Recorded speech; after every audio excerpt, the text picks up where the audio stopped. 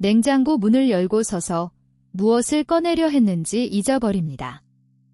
안경을 이마에 올려두고 온 집 안을 찾아다닙니다. 어제 만난 사람의 이름이 혀끝에서 맴돌기만 합니다. 이런 일이 잦아지면 덜컥 겁이 납니다. 혹시 치매가 시작된 건 아닐까? 그리고 이 걱정은 대개 혼자 삼키게 됩니다. 가족에게 말하기도 그렇고 병원에 가기는 더 무섭습니다. 오늘은 이 이야기를 해보려고 합니다. 먼저 마음이 조금 놓이실 말씀부터 드리겠습니다. 나이가 들면서 생기는 기억력 저하의 대부분은 치매가 아닙니다. 뇌도 나이가 듭니다. 처리 속도가 느려지고 여러 가지를 동시에 하기가 어려워집니다. 이름이나 단어가 바로 떠오르지 않는 것은 아주 흔한 변화입니다. 그러니 깜빡한다고 해서 곧 치매라고 생각하지 않으셔도 됩니다. 다만 오늘 이 이야기를 하는 이유가 있습니다. 치매는 일찍 발견할수록 할 수 있는 일이 많은 병입니다. 진행을 늦추는 치료를 일찍 시작할 수 있고 치매처럼 보이지만 치료하면 좋아지는 다른 원인을 찾아낼 수도 있습니다. 그런데 무서워서 미루다가 늦게 오시는 경우가 많습니다. 그래서 오늘 목표는 두 가지입니다. 지나치게 겁먹지 않으실 것, 그리고 확인이 필요한 신호는 놓치지 않으실 것, 미리 분명히 말씀드립니다. 오늘 내용으로 스스로 진단하실 수는 없습니다. 제가 드릴 수 있는 것은 구분의 결이고 판단은 진료로만 가능합니다. 그러니 오늘 내용을 듣고 스스로 결론을 내리지 마시고 확인이 필요하다고 느끼시면 그때 진료를 받아보시는 것으로 하시면 좋겠습니다. 질병관리청과 중앙치매센터 자료를 바탕으로 정리했습니다. 첫 번째, 둘의 결이 어떻게 다른지 말씀드리겠습니다. 가장 큰 차이는 힌트를 주었을 때입니다. 건망증은 잊었다가 떠오릅니다. 이름이 생각나지 않다가 성을 알려주면 아 맞다 하고 떠오릅니다. 장 보러 가서 사려던 것을 잊었다가 집에 와서 아 그거 하고 생각납니다. 저장은 되어 있는데 꺼내는데 시간이 걸리는 상태입니다. 반면 치매 초기의 기억 문제는 저장 자체가 잘 안 됩니다. 힌트를 줘도 떠오르지 않습니다. 그런 일이 있었다는 사실 자체를 모르는 경우가 많습니다. 두 번째 차이는 무엇을 잊는가입니다. 건망증은 대개 사소한 것을 잊습니다. 물건 둔 자리, 사람 이름, 약속 시간. 치매에서는 최근에 있었던 일 자체가 통째로 빠집니다. 어제 자녀가 다녀간 일, 오늘 아침에 먹은 것, 세 번째 차이는 스스로 아는가입니다. 건망증이 있는 분은 본인이 자꾸 잊는다는 것을 잘 아십니다. 그래서 걱정하고 메모를 하고 병원에 가볼까 고민하십니다. 지금 이 영상을 걱정하며 보고 계신 것 자체가 그 증거입니다. 반대로 치매가 진행되면 본인은 문제를 잘 느끼지 못하는 경우가 많습니다. 가족이 먼저 알아채고 모시고 오시는 경우가 흔합니다. 그렇다고 걱정하시는 분은 무조건 괜찮다는 뜻은 아닙니다.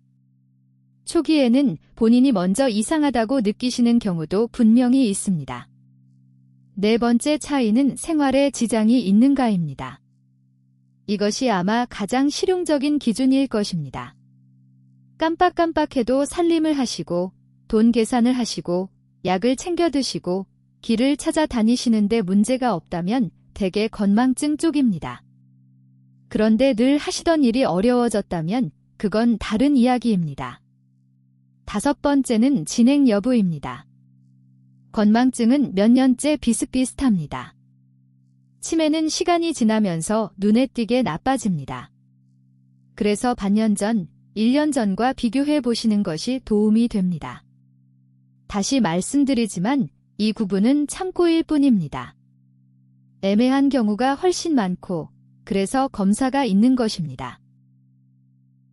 두 번째는 확인이 필요한 신호들입니다. 여기서 중요한 관점을 하나 말씀드리겠습니다.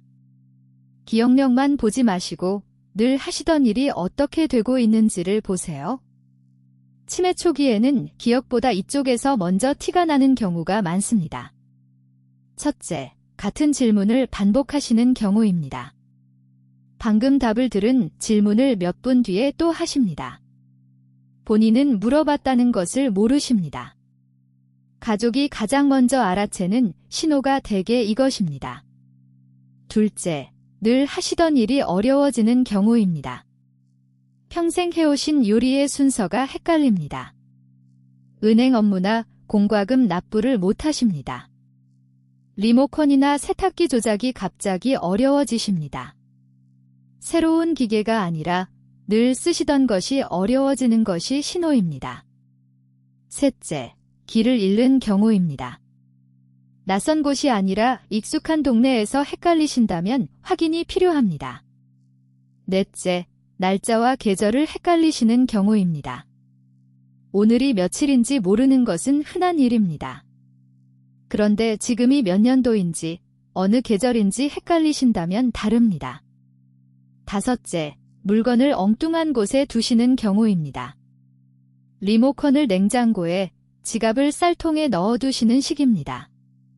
그리고 찾지 못하면 누가 가져갔다고 의심하시기도 합니다. 여섯째, 성격이나 감정이 달라지는 경우입니다. 이건 많은 분들이 놓치는 신호입니다. 온화하시던 분이 화를 잘 내시거나 활발하시던 분이 사람 만나기를 피하시거나 의욕이 없어 하루 종일 앉아만 계시는 경우입니다. 이걸 우울증으로만 보다가 늦어지는 경우가 있습니다. 일곱째, 말이 어려워지는 경우입니다. 단어가 떠오르지 않아 그거, 저거로 대신하시는 일이 잦아집니다. 여덟째, 위생과 옷차림이 달라지는 경우입니다.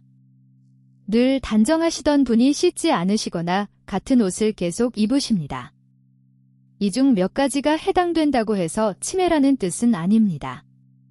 다만 여러 개가 함께 그리고 점점 심해진다면 진료를 받아보셔야 합니다. 그리고 이런 변화는 본인보다 가족이 잘 봅니다. 혼자 판단하지 마시고 가족에게 한번 물어보세요. 요즘 내가 예전과 달라진 게 있느냐고요. 세 번째는 오늘 꼭 말씀드리고 싶은 부분입니다. 기억력이 떨어지고 멍한 상태가 되는 원인 중에 찾아내서 치료하면 좋아질 수 있는 것들이 있습니다. 이걸 몰라서 그냥 치매려니 하고 지내시면 아까운 일입니다. 첫째, 우울증입니다. 어르신의 우울증은 슬퍼 보이지 않는 경우가 많습니다. 대신 기억력이 떨어지고 집중이 안 되고 의욕이 나지 않습니다. 그래서 치매로 오해받기 쉽습니다. 이걸 가성치매라고 부르기도 합니다. 우울증은 치료하면 기억력도 함께 좋아지는 경우가 많습니다.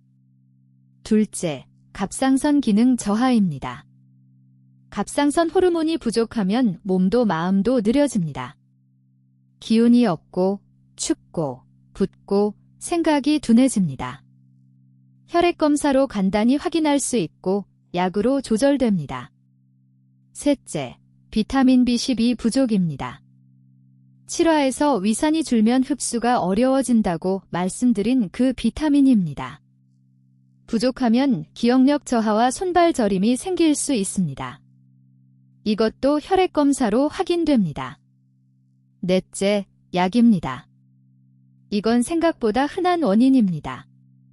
수면제, 항히스타민제, 방광약, 일부 위장약, 항불안제. 이런 약들이 어르신에게 멍한 상태와 기억력 저하를 만들 수 있습니다. 여러 약을 함께 드실수록 가능성이 커집니다. 그래서 드시는 약을 전부 정리해서 진료 때 보여드리는 것이 중요합니다. 다만 스스로 끊지는 마십시오. 반드시 의사와 상의해서 조정하셔야 합니다. 다섯째, 수면 문제입니다. 6화에서 말씀드린 수면 무호흡이 있으면 낮에 멍하고 기억력이 떨어집니다. 여섯째, 청력 저하입니다. 이건 많은 분들이 생각하지 못하시는 부분입니다. 잘 안 들리면 대화 내용이 뇌에 제대로 들어오지 않습니다. 그러면 기억을 못하는 것처럼 보입니다. 게다가 안 들리면 사람을 피하게 되고 고립이 인지 기능을 더 떨어뜨립니다. 청력 검사를 받아보시고 필요하면 보청기를 고려해 보세요. 7째, 탈수와 감염입니다. 어르신은 요로 감염이나 폐렴만으로도 갑자기 혼란스러워지실 수 있습니다. 갑자기 며칠 사이에 정신이 흐려지셨다면 이건 응급 상황일 수 있습니다. 치매는 몇 달에서 몇 년에 걸쳐 서서히 진행됩니다. 하루 이틀 사이에 갑자기 이상해지셨다면 다른 원인을 찾아야 합니다. 이 경우는 미루지 마시고 바로 병원에 가셔야 합니다. 4번째는 어디서 확인하느냐입니다. 많은 분들이 병원 문턱을 높게 느끼십니다. 그래서 시작하기 쉬운 곳부터 말씀드리겠습니다. 전국 보건소에 치매안심센터가 있습니다. 여기서 기억력 선별 검사를 받으실 수 있습니다. 예약하고 방문하시면 되고 비용 부담 없이 받으실 수 있습니다. 검사는 어렵지 않습니다. 몇 가지 질문에 답하고 단어를 기억했다가 말하고 그림을 그리는 정도입니다. 30분 안팎이면 끝납니다. 여기서 특별한 소견이 없으면 대개 안심하셔도 됩니다. 필요하다고 판단되면 병원으로 연결해 줍니다. 병원에서는 좀 더 자세한 검사를 합니다. 인지 기능을 여러 영역으로 나눠보는 검사, 그리고 앞에서 말씀드린 다른 원인을 확인하는 혈액 검사, 필요하면 뇌 영상 검사를 합니다.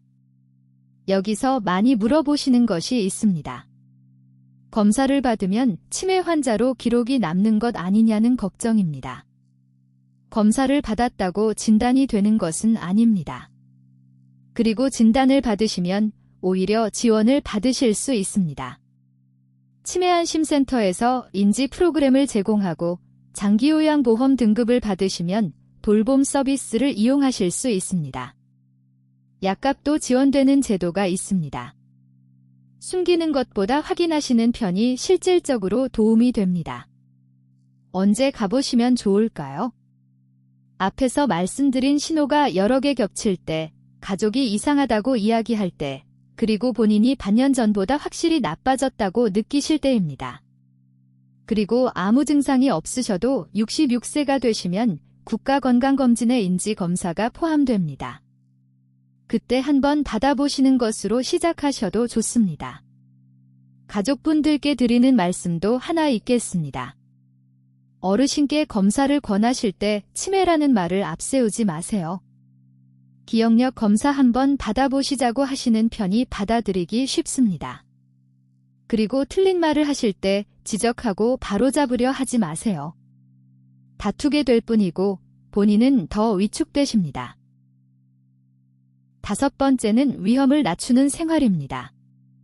먼저 분명히 말씀드리겠습니다. 무엇을 한다고 치매를 확실히 막을 수는 없습니다. 그렇게 말하는 광고나 제품이 있다면 믿지 마십시오. 다만 위험을 낮출 수 있다고 보고된 것들은 있습니다. 그중 상당수가 앞선 회차에서 말씀드린 것과 겹칩니다. 첫째, 혈압 관리입니다. 중년기에 높은 혈압이 나중에 인지 저하와 관련이 있다고 보고됩니다. 뇌에도 아주 가는 혈관이 지나가기 때문입니다. 1화에서 말씀드린 저녁 습관이 여기에도 이어집니다. 둘째, 혈당 관리입니다. 당뇨가 있으면 인지 저하 위험이 높아지는 것으로 알려져 있습니다. 2화 내용이 여기에 이어집니다. 셋째, 청력입니다. 앞에서도 말씀드렸지만 이건 여러 연구에서 비중 있게 다뤄지는 요인입니다. 잘 안 들리면 뇌에 들어오는 정보가 줄고 사람을 만나지 않게 됩니다. 보청기가 필요하다면 미루지 마세요. 넷째, 운동입니다. 규칙적인 유산소 운동이 인지 기능에 도움이 된다는 보고가 꾸준히 있습니다. 5화에서 말씀드린 근력 운동과 걷기를 그대로 하시면 됩니다. 5째, 사람과의 관계입니다. 혼자 지내는 시간이 길수록 인지 저하 위험이 높아진다고 알려져 있습니다. 대화는 뇌를 가장 복합적으로 쓰는 활동입니다. 일주일에 한 번이라도 사람을 만나는 일정을 만들어 두세요. 경로당, 종교 모임, 주민센터 프로그램 무엇이든 좋습니다. 6째, 잠입니다. 6화에서 말씀드린 대로입니다. 7째, 금연과 절주입니다. 8째, 머리를 다치지 않는 것입니다. 5화에서 말씀드린 낙상 예방이 여기에도 해당됩니다. 그럼 두뇌 훈련 게임이나 학습지는 어떨까요? 하시면 그 활동 자체는 늘게 됩니다. 다만 그것이 전반적인 인지 기능을 지켜준다는 근거는 아직 분명하지 않습니다. 굳이 하기 싫은 문제집을 푸시기보다 새로운 것을 배우고 사람을 만나는 쪽이 낫다고 봅니다. 악기를 배우시거나 새 요리를 해보시거나 여행 계획을 세우시거나 여기서도 영양제 이야기가 나옵니다. 기억력에 좋다는 제품이 많이 팔립니다. 현재로서는 확실한 근거가 있는 제품이 없다고 보시는 편이 맞습니다. 다음 9화에서 영양제 이야기를 자세히 하겠습니다. 6번째는 가족분들을 위한 이야기입니다. 부모님이나 배우자가 걱정되어 이 영상을 보고 계신 분도 계실 겁니다. 먼저 하지 말아야 할 것부터 말씀드리겠습니다. 첫째, 시험하지 마세요. 오늘이 며칠이야, 내 이름이 뭐야 하고 물으며 확인하려 하시면 본인은 시험 받는다고 느끼고 방어적으로 변합니다. 둘째, 틀린 것을 바로잡으려 하지 마세요. 아까 그 얘기 벌써 3번째야 라고 말해도 도움이 되지 않습니다. 본인은 처음 하는 이야기라고 느끼고 있기 때문입니다. 다투게 되고 관계만 나빠집니다. 셋째, 몰래 병원에 데려가려 하지 마세요. 속았다고 느끼시면 그 다음부터 병원을 더 거부하십니다. 그럼 무엇을 하면 좋을까요? 첫째, 기록하세요. 언제부터 어떤 일이 있었는지 적어두세요. 지난달에 가스불을 2번 켜두셨다. 지난주에 같은 질문을 반복하셨다. 이 기록이 진료실에서 가장 중요한 자료가 됩니다. 의사는 짧은 진료 시간에 그 변화를 볼 수 없기 때문입니다. 둘째, 함께 가세요. 혼자 보내시면 본인은 괜찮다고만 말씀하시는 경우가 많습니다. 셋째, 안전을 먼저 챙기세요. 가스레인지 대신 인덕션으로 바꾸시는 것, 현관에 연락처를 적어두시는 것, 약을 요일별로 나눠 담는 통을 쓰시는 것, 이런 것들이 진단보다 먼저 할 수 있는 일입니다. 넷째, 자존심을 지켜드리세요. 할 수 있는 일까지 대신해드리면 더 빨리 못하게 되십니다. 시간이 걸려도 스스로 하시게 두는 편이 낫습니다. 다섯째, 돌보는 사람도 도움을 받으세요. 치매 돌봄은 혼자 감당할 수 있는 일이 아닙니다. 치매안심센터에서 가족교육과 상담을 제공합니다. 장기요양보험 신청도 상담받으실 수 있습니다. 지치기 전에 미리 알아보시는 편이 낫습니다. 마지막으로 한 가지만 더 말씀드리겠습니다. 진단을 받으신다고 해서 갑자기 다른 사람이 되시는 것이 아닙니다. 초기에는 대부분의 일상을 그대로 하실 수 있습니다. 그 시간을 두려움으로만 채우지 않으셨으면 합니다. 오늘 내용을 정리하겠습니다. 하나, 나이 들어 생기는 기억력 저하의 대부분은 치매가 아닙니다. 힌트를 주면 떠오르고 생활에 지장이 없다면 대개 건망증 쪽입니다. 둘, 기억보다 늘 하시던 일의 변화를 보세요. 요리 순서, 은행 업무, 익숙한 길, 그리고 성격의 변화입니다. 셋, 치매가 아닌데 치매처럼 보이는 원인이 있습니다. 우울증, 갑상선, 비타민 B12, 약, 수면무호흡, 그리고 청력입니다. 이 중 상당수는 찾아내면 좋아질 수 있습니다. 넷, 보건소 치매안심센터에서 부담 없이 시작하실 수 있습니다. 다섯, 위험을 낮추는 방법은 혈압, 혈당, 청력, 운동, 사람 만나기입니다. 특별한 것이 아니라 앞선 회차에서 말씀드린 것들입니다. 6. 가족은 시험하거나 바로잡기보다 기록하고 함께 가세요. 오늘 하나만 고르신다면 가족에게 물어보시는 것입니다. 요즘 내가 예전과 달라진 게 있느냐고요. 본인은 보기 어려운 변화를 가족은 봅니다. 그리고 걱정이 계속되신다면 검사를 받아보시는 편이 낫습니다. 결과가 괜찮으면 그 걱정을 내려놓으실 수 있고 무언가 있다면 일찍 시작하실 수 있습니다.